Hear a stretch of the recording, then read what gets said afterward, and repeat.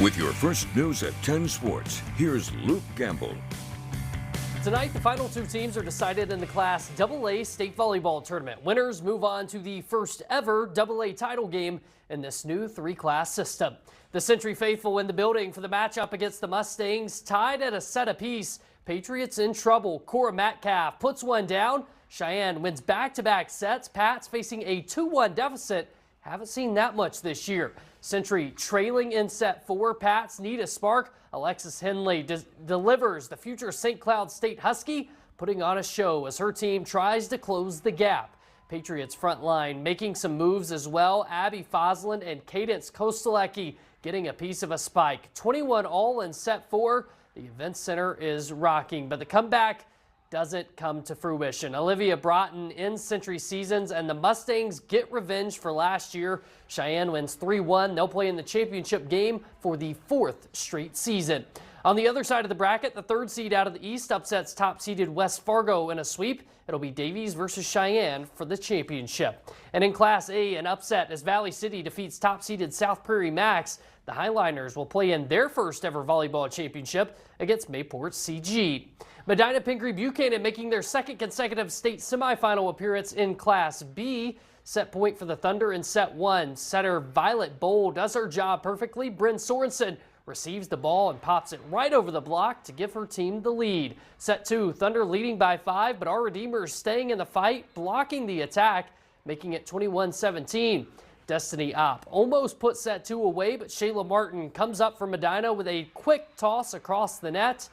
Set 3, and Medina is within 1 of the state title game. The serve from Madeline Nagel, a quick back and forth, is spiked down by number 18. The ball sails into the stands. Medina sweeps our Redeemers to advance to the title game. They'll play the defending champs, Langdon Munich, tomorrow afternoon. The first-time opportunities continue to roll in for Bismarck State College. Last night, it was the inaugural women's wrestling home duel. Tonight, it's the first home games against a Frontier Conference opponent in basketball. BSC men's basketball trailing Rocky Mountain in the second half. Starting things off tonight with some defense to offense. Alex Proctor swipes it himself a steal, takes it to the rack. That's good for 2. Mystic men get the board. Avery Wesley starts the break from there, and a couple passes later, Ron Radonke finds himself alone in the corner. 3-ball falls for BSC. Rocky still up big though, and this is part of the reason why. Royce Robinson answering with a 3 of his own. He shot 100% tonight, 8 of 8. We call that perfect. The men end up falling 99-58. Meanwhile, the Mystic women pull off a massive upset over the 17th ranked Bears, 93-88. A big part of that, shooting 45% from beyond the arc. Here's head coach Jason Harris on the win. 6'4", 6'2" inside, and we're combating that with 5'11" and 5'10".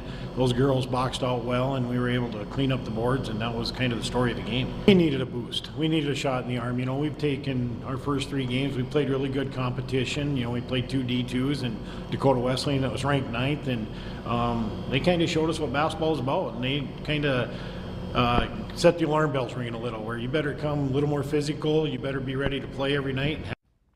Out west, Dickinson State drops a doubleheader to Carroll College. The Saints travel to take on BSC tomorrow, while Rocky will play at DSU. United Tribes going late tonight on the road, men trailing by 11 at the half. The women fall by 14 to Northwest College. Well, it's hard to top the championship run the Bismarck Bobcats had to begin last season, but they're certainly making a run at it. Bobcats 13-5-1 and just 1 point out of first place in the Central Division. This weekend, they welcome in the top team in the Central, the Aberdeen Wings. Scoreless after 1 tonight, but the Bobcats find the board first. Drop off to Mark Evans. He snipes it down Main Street. That's good for the Cats' lead.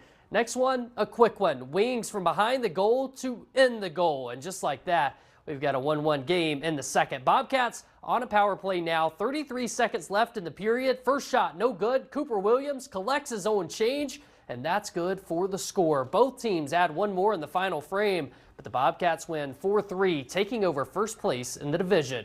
Legacy and Bismarck boys starting off the high school season tonight. Demons Easton Richardson in an all-out sprint wins the race to the net and deposits the season opening score. BHS in front, 1-0.